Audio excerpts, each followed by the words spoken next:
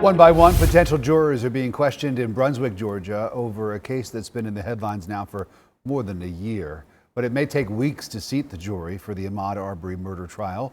CBS 46's Haley Mason is live now, and Haley, Arbery's father spoke today. What did he have to say? Rick, Mr. Arbery was very emotional, as to be expected. He said he's been praying and hoping about this jury process. His goal is to get justice for his son's death, and he said he was thankful to the community of supporters that have been out here watching very closely this protracted jury selection process. Day 3 of jury selection in the murder trial and the killing of Ahmaud Arbery. Is there anyone here who's ever taken a cell phone video of a crime in progress?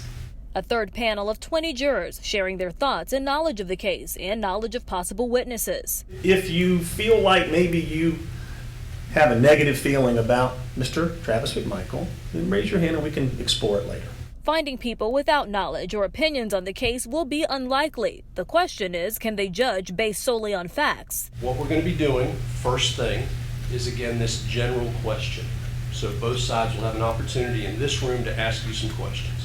Juror 158 said he'd watched the shooting video and GBI interviews on the case, but says he can make a decision based solely on evidence, saying, quote, "There's a whole lot about this case I don't know." Juror 152 said he's formed an opinion based on reading, listening, and researching coverage. He told the courts he has negative opinions about Travis McMichael, saying, quote, "He shot Arbery and it wasn't warranted," but doesn't have an opinion about Greg McMichael or William Bryan. You believe that police in this community or in the state or in this country treat people of color and white people differently or unequally.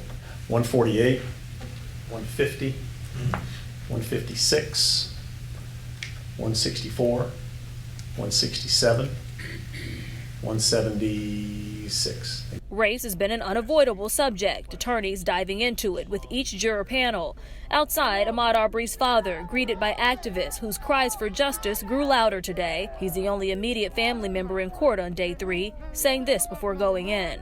I just praying to God we get the right juror. I feel real emotional, and and I'm just concentrating on justice for my boy. And I want to note, just to clarify, when you heard those numbers being called out in our piece there, those were the actual juror numbers, and they're asked to raise their numbers to respond yes or no to a question. And so those numbers that you heard called out showed how many people responded yes to those questions. Coming up next hour, we're taking you outside the courtroom and into the community to see this case's impact on the people who live here. Reporting live in Glenn County, Haley Mason, CBS 46 News. Haley, thank